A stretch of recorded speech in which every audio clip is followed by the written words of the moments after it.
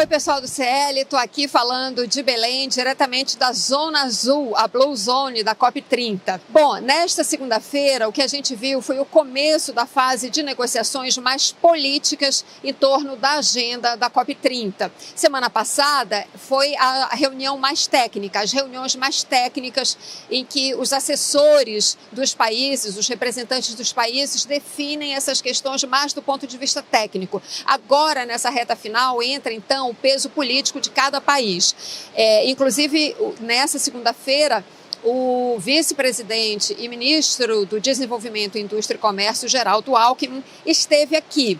Agora, essa participação política, esse peso político dos países nas negociações, sobretudo das questões em que há mais divergência, esse peso político vai ficar mais claro por parte do Brasil com a volta do presidente Lula aqui para Belém.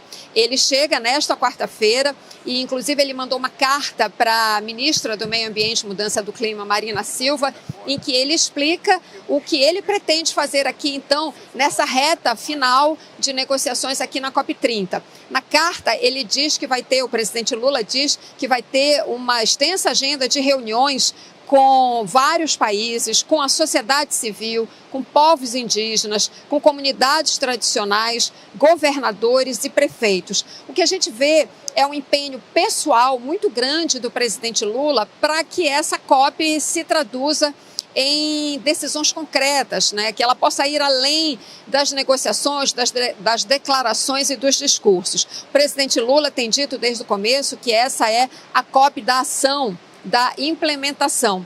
Nesse sentido, acho que vale destacar aqui que o presidente Lula, já no primeiro discurso dele, na cúpula do clima, que antecedeu a COP, ele falou da necessidade de superar a dependência dos combustíveis fósseis.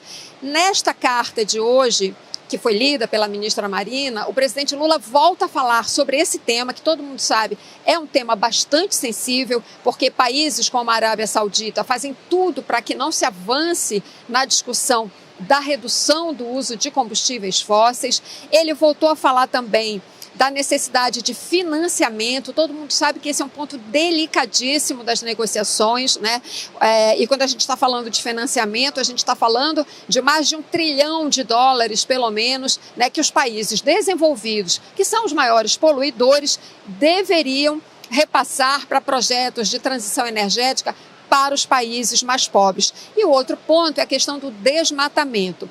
Tanto na questão dos combustíveis fósseis como desmatamento, o presidente Lula fala na criação de um mapa do caminho. É uma espécie de roteiro para que os países definam como, de que jeito e quando, né, a gente vai poder, então, avançar nessas duas questões. Reversão de desmatamento, uma coisa que para o Brasil, né, o Brasil tem tido bons resultados, e a superação dos combustíveis fósseis. Esse é um tema muito mais delicado.